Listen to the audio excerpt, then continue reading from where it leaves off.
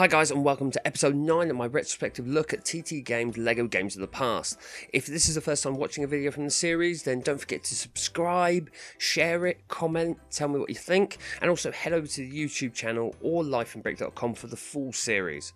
Now, our epic journey through the LEGO multiverse continues. I've already been to a galaxy far, far away, I've helped save Gotham City and Hogwarts a couple of times, and more recently, I went with a team of hobbits on an adventure through Middle-earth. Now, however, it's time for a trip to my favourite city in the world, New York. In 2013, three of the greatest things ever invented by man were united for the first time: LEGO, video games, and Marvel.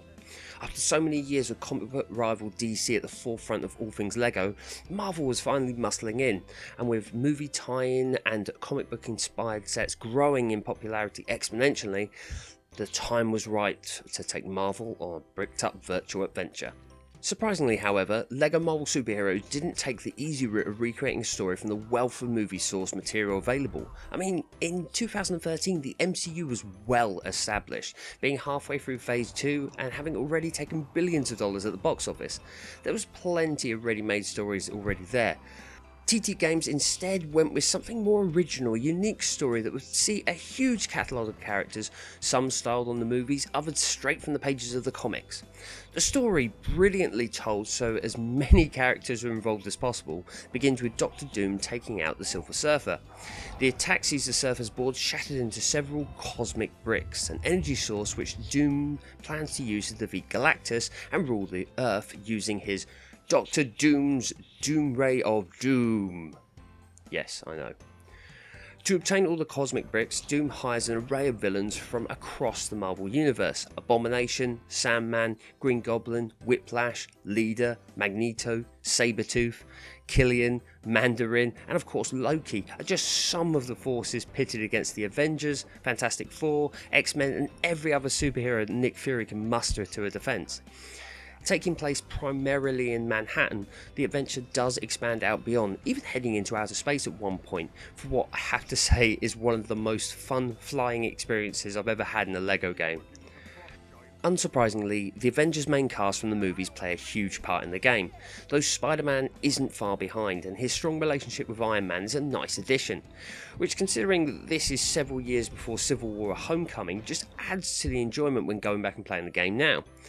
The story is very much Avengers centric though, and if you're not familiar with the movies of phase 1, then there's probably going to be a few jokes and references that fly over your head.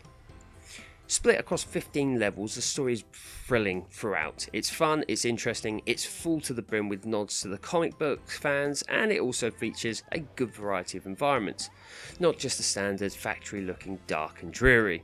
From the opener at Grand Central Station to storming Castle Doom to a level at the seabed to finally taking on the monumental Galactus on the S.H.I.E.L.D. helicarrier, the gameplay had little time to get boring. Now 15 levels might not seem like a lot, you know, its sequel's got 20, but these levels are huge environments by LEGO standards, with many taking about 20-30 minutes just to kind of work through, and that's not if you're going slow or speeding through, it's just kind of average speed.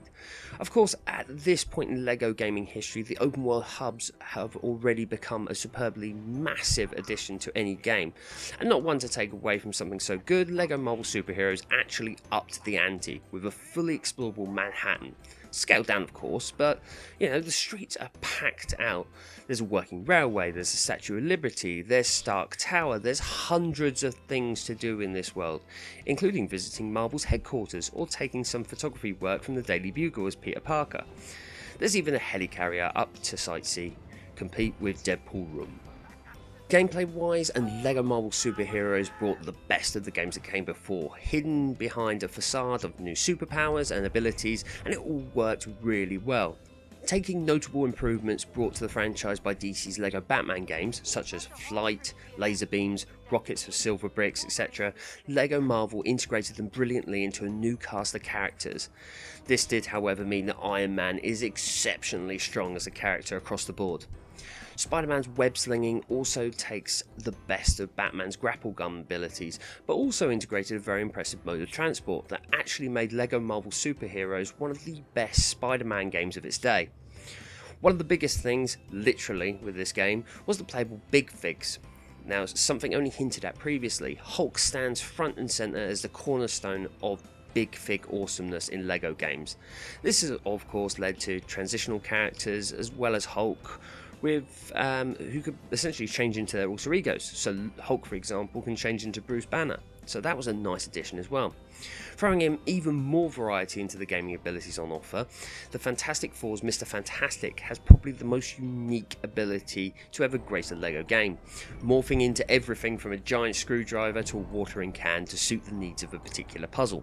Wolverine's claws, Ant-Man's shrinking ability, Thor's thunder, Magneto's magnetic personality, with so many different combinations of powers and abilities, this made LEGO Marvel Superheroes the first LEGO game, in my opinion, where a huge portion of the cast would actually be useful when going for that 100%. In level and the puzzles for this game vary greatly. You need this cast of characters in order to carry out everything you need to do.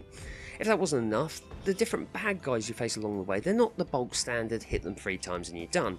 Very early on in the game you take on Sandman in a huge form on a rooftop, and it requires everything Spidey, Iron Man and Hulk have available in order to defeat him.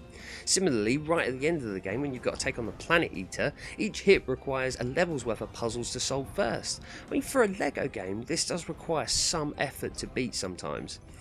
And that's just part of the massive appeal of this game. Not only did it hit shelves at one of the early peaks in the Marvel Cinematic Universe, but it does just about every comic book character some kind of justice. It's a huge achievement for a game targeted primarily at young children.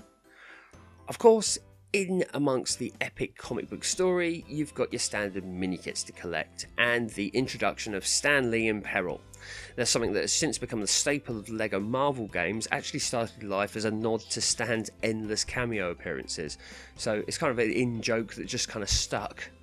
Another big thrill about returning to this game after so many years is seeing characters that hadn't made it into the movies at the time of release, and therefore they're here in their comic book form. Yes, I love LEGO Marvel Superheroes 2 movie versions of the Guardians of the Galaxy, but how awesome are Rocket and Groot in comic book form. Interestingly, this was actually the first LEGO game I ever reviewed, and at the time my biggest gripe came from the voice cast. Not familiar with many of the voices at the time, I was annoyed by the lack of movie actors' vocal talents. It was a brilliant opportunity to do so. That said, there was one exception, and that's Agent Coulson's Clark Gregg. He is of course now a Marvel legend in his own right thanks to Agents of S.H.I.E.L.D. and his own comic book series. All of the other superheroes, however, are voiced by other actors. That said, with many, including Iron Man, being voiced by actors from the animated series, I would like to retract that criticism now. In all honesty, I don't think the voice work is as good as it is in LEGO Batman 2 or 3, but it's hardly novice work. One genuine critique I do, however, have is that while the graphics by LEGO game standards are up there with the best, they seem to have gone a tad overboard with making the plastic characters reflective. I mean, I understand that they're trying to add a level of realism, but let's face it, this isn't a billion-dollar hardcore gaming experience. It's turning a plastic toy into a virtual character, and I just feel they went a little bit over the top with it. Despite this though, I cannot say enough good things about this game, and after replaying this game for this retrospective, I realised just how much I underestimated its awesomeness. Even after playing through its sequel recently, I have to say LEGO Marvel Superheroes 1 is one, if not the best LEGO game. I'm not counting LEGO Dimensions in that because that's a completely different category, but yes, I honestly do believe that. It's a wonderful game that will please the most avid of Marvel fanboys and girls, with references to both movies and comics. There's a little bit of something for everyone here. The story is fun, varied and interesting. The characters are fun, varied and interesting. The game is just fun. I wholeheartedly recommend this if you've never had the chance to play it. It came at a time that saw a recent console generation emerge, so this is available on pretty much every system known to man. Anyway, thank you very much for listening to me ramble on about this game. Like I say, I cannot say enough good things about it. It's just pure awesomeness, especially if you are a LEGO fan and a Marvel fan like me. Anyway, I'll be back very soon with another video. Thank you so much for watching. Please subscribe. Please visit us on Instagram. We're at lifeandbrick.com as well. So, you know, there's plenty of other stuff going on, not just the YouTube channel. But, as I said, please subscribe. Give us a comment. Share your feedback. Share our videos. Anyway, I'll be back very, very soon with another video. Thank you so much for watching. Bye-bye.